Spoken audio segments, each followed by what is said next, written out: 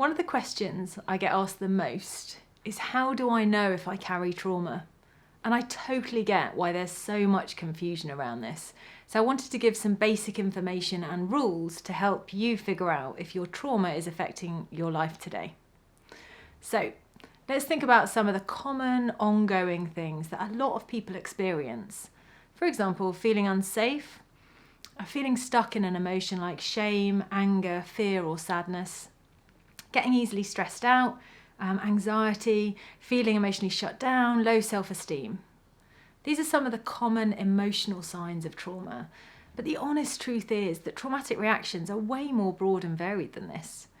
Over time, the over and underactive nervous system creates changes and patterns in our mind and body. This is the truth of trauma.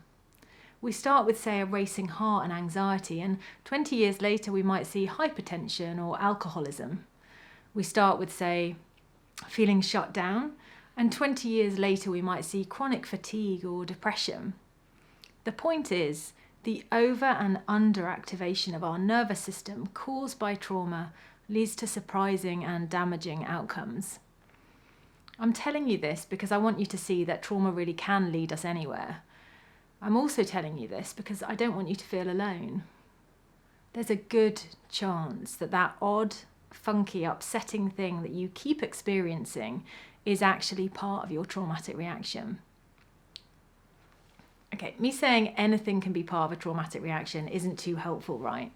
So I want to cover 3 rules to help you work out if what you're experiencing is a traumatic reaction. I'm going to describe 3 ways we might spot the presence of trauma in our lives, using the feeling of shame as an example. So, first of all, it's repetitive. For example, you feel shame every day or several times a week, and often in response to the same kinds of situations. So maybe you see that you often feel shame when you're around a certain people or a certain type of person.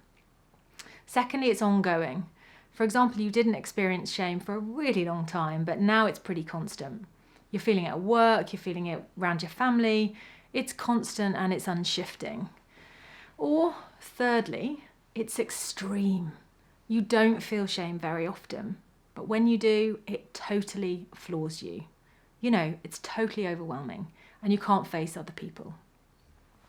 So when we're trying to understand the trauma we carry, we remember this rule. We're looking for repetition.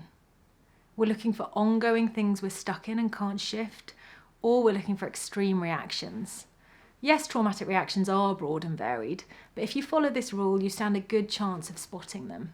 So, look out for reactions and issues that repetitively pop up in response to the same type of trigger. Look out for feelings that you're stuck in and can't shift, or reactions that don't occur so often, but when they do, they're extreme.